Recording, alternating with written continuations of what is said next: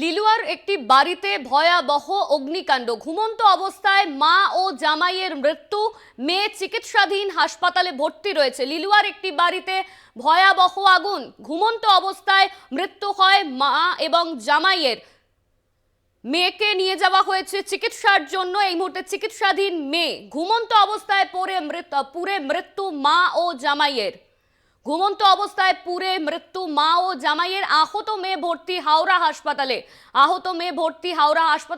তদন্তে লিলুয়া থানার পুলিশ।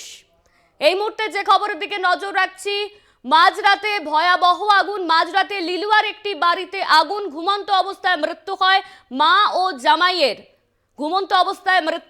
জামাইয়ের। আহত মেয়ে ভর্তি হাওড়া হাসপাতালে। তদন্তে লিলুয়া থানার পুলিশ। এই মুহূর্তে রয়েছেন আমাদের প্রতিনিধি জগন্নাথ সামন্ত। জগন্নাথ, ভয়াবহ ঘটনা, মাঝরাতে ঘুমন্ত অবস্থায় মৃত্যু হলো মা ও জামাইয়ের। মেয়ে এখন চিকিৎসাধীন। ঠিক কিভাবে আগুন লাগলো, কি জানা যাচ্ছে? ঘটনা এটা লিলুয়ার নতুন চকপাড়া যে অঞ্চল, সেই অঞ্চলে নতুন পল্লীতে একটি বাড়ি ছিল। এটা দরমার বাড়ি ছিল, ইলেকট্রিসিটিও ছিল না, যেটা সাধারণ মানুষ বলছে। তারপর হঠাৎ করে মধ্যরাতে আগুন দেখতে পায় আশেপাশে প্রতিবেশীরা এবং স্থানীয় দমকলকে ফোন করা হয়। দমকলের দুটি ইঞ্জিন এসে যখন দেখে বাড়িটি পুরোপুরি ভস্মীভূত হয়ে গেছে। বাড়ির মধ্যে ছিল মেয়ে, মা এবং জামাই এবং মেয়ে, মা তিনজনে ঘুমের ঘরে ছিল। তারা বুঝতে পারেনি কিভাবে এই আগুনটা লেগেছে। তবে একবারে অগ্নিদগ্ধ অবস্থায় তাদের উদ্ধার করা হয়েছে। জামাইয়ের মৃত্যু হয়েছে মধুসূদন থানা এবং শাশুড়ির নাম আঙুরবালা দলুই। এই দুজনের মৃত্যু হয়েছে আশঙ্কাজনক অবস্থায়। মেয়ে কল্পনা সানা হাওড়া হাসপাতালে ভর্তি রয়েছে।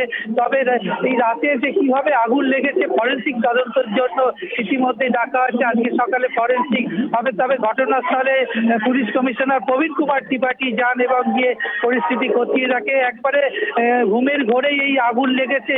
বাড়িতে ইলেকট্রিসিটিও ছিল না, যে শর্ট সার্কিটে এই দুর্ঘটনা ঘটবে। কিভাবে দুর্ঘটনা ঘটেছে বুঝে উঠতে পারছে না। একবারে এলাকা শোকের ছায়া, কেন আশঙ্কায় এই আগুন দেখতে পেয়ে আসে প্রতিবেশীরা। প্রথমে নিজেরা আগুন নেভানোর চেষ্টা করে। এতটাই বিধ্বংসী আগুন, যেহেতু দরমা বেড়ার বাড়ি, আর দাউ দাউ করে জ্বলে যায় ভেতরে। একদম অগ্নিদগ্ধ অবস্থায় দুজনের দেহ উদ্ধার করা হয়। একজন আশঙ্কাজনক, অর্থাৎ দেখে আশঙ্কাজনক অবস্থা, হাওড়া হসপিটালে ভর্তি, চিকিৎসাধীন। তবে এলাকায় সাধারণ মানুষ যেটা বলছে কিভাবে আগুন লেগেছে সেটা বুঝে উঠতে পারছে না। তবে এটা ফরেন্সিক পরীক্ষা হবে।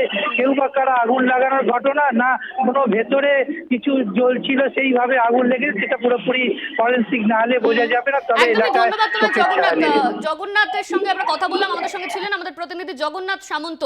শর্ট সার্কিট থেকে আগুন লাগেনি, তার কারণ ইলেকট্রিসিটি ছিল না বলেই প্রাথমিকভাবে অনুমান করা হচ্ছে ঘটনাস্থলে পুলিশ কমিশনার।